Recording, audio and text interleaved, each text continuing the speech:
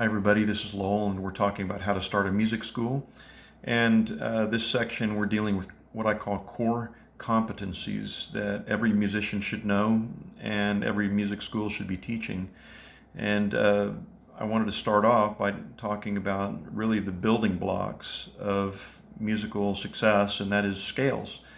And scales are boring, scales are most students don't like learning their scales, even at the highest level. I remember attending Meadowmount School of Music or Meadowmount Summer Camp, Ivan Galamian's summer camp, and even players that played quite well really didn't like practicing their scales. And I remember one conversation with a violinist. He says, "Oh, I'm so afraid if I have a lesson with Galamian that he's going to ask me to play a scale." And so, but Galamian insisted on it, and probably that student got in trouble at some point. But if you know your scales, you can play anything. And so I'm not going to go into the theory of scales in this video. I have another video series about music theory where we talk about scales. But every musician should know all major scales. All 12 major scales, and then all of the relative minors. And of the relative minors, there are three that are obvious: the natural minor, the harmonic minor, and the melodic minor. And so those are, for every key, you should have basically 4 scales that you're learning.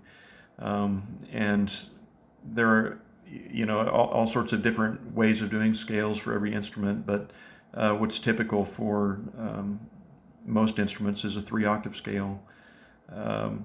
But fingerings for scales, the student should come to a place where, and I guess this is what I mean by core competencies, is that you practice something so deeply that you don't have to think about it anymore. It's just part of your, you've embedded it into your nervous system, into your, some people call it muscle memory. It's really not muscle memory, it's in your mind. I actually read something this week saying, I believe it was the cerebral cortex of the brain in musicians is verifiably larger than most people because of all these patterns that the musician learns.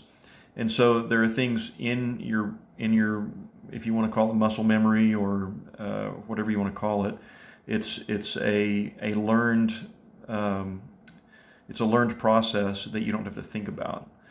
And so scales are one of those things. If you know your scales that deeply, then whenever you see those patterns in music, then your brain just hits one switch. Instead of having to think about each note, it's a conglomerate of a scale pattern. And so it's basically makes when you know your scales, everything becomes much easier to play. And so and then there are jazz scales, which are the blues scales and the pentatonic scales, and the modes. And like I said, I'm not going to get into the all of the theory of the modes, but there are 7 modes per key. And so, and then you have your chromatic scale, your 12-note scale.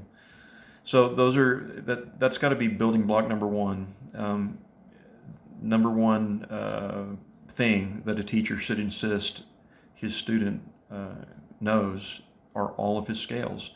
And that can take quite a while to master. I remember at Meadowmount, waking up, and every day I would spend at least an hour or an hour and a half on working on my scales, the 3-octave scales.